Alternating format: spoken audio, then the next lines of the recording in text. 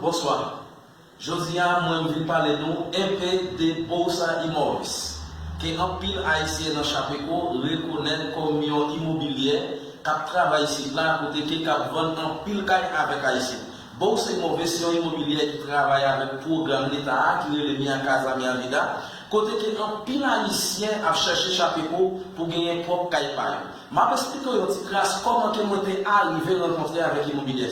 Boursa Immobilier, pendant que moi-même je cherché caille, à plus que 6 à 7 mois, moi avec un frère, côté que nous avons cherché caille pour nous acheter, et puis nous avons allé dans un pile grand immobilier ici dans la ville Chapéco, côté que nous avons demandé pour Pipiti, pour nous gagner 50 000 reais à 60 000 reais, pour nous arriver à gagner un propre caille par nous. Et bien, qui ça qui vient arriver? Nous gagnons des amis nous qui ont acheté caille dans l'immobilier, qui sont brésiliens, et bien qui sont arrivés, viennent indiquer nous avec l'immobilier, et nous sommes arrivés dans l'immobilier, là nous arrivons pas de gagner un qui était tellement difficile pour nous arriver réussir, ça nous devons réussir. Nous gagnons M. Yvan de Souza, monsieur c'est PDG immobilier ça, qui c'est Boursa Immobilier. Les filles rencontrer ensemble avec monsieur, et bien principalement monsieur était très important pour nous accompagner, pour nous être capable d'atteindre les haïtiens.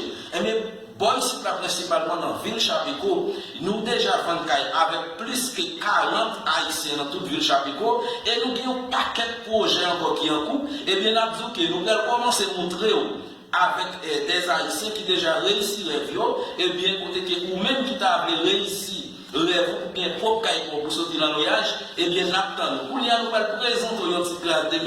Yvan de Souza, qui va présenter lui, qui va dire nous qui est lié et comment il est arrivé rencontrer nous.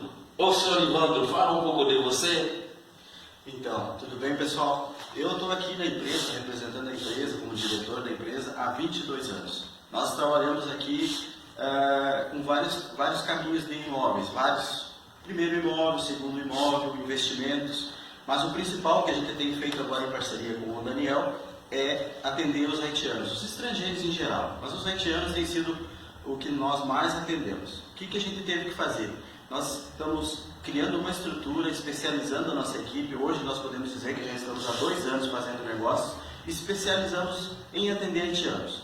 Tudo que o haitiano precisar de informação sobre financiamento bancário, às vezes se ele tiver que ir na agência, ele tem que pegar uma fila enorme, às vezes ele não sabe aonde ir buscar essa informação.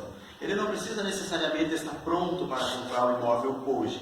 Ele apenas precisa querer entender um pouco esse processo. Ele pode se dirigir a nós, aqui aos contatos da empresa, e nós vamos dar todos os passos para ele poder garantir o sonho da casa própria, né?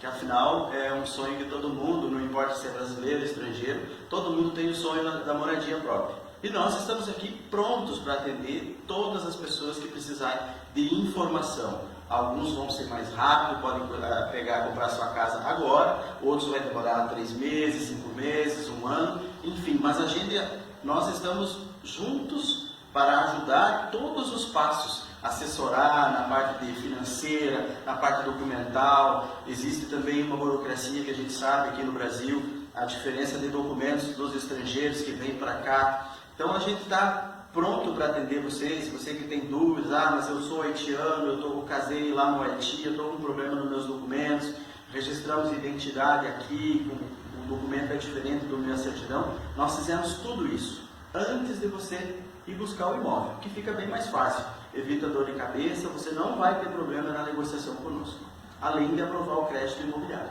Obrigado, senhor Ivandro. Côté que monsieur lui-même l'a expliqué nous, un peu, côté que monsieur facilité un peu le processus haïtien. Côté que haïtien tout le monde rencontre un peu de difficulté dans le banque, et côté que vous avez un fil pour prendre, et bien un peu de difficulté des documents. Côté que boy c'est là, il y a une sortie un spécialiste des ventes avec haïtien. Et bien principalement, nous gagnons pour nous aller, pour nous montrer où, en pile haïtien qui déjà réussi les arts, en pile qu'on a Chapéco, il y a un terrain caille, et puis pour capable de vendre, et puis pour capable de réaliser les vœux. Merci en pile, à demain, pour une autre vidéo.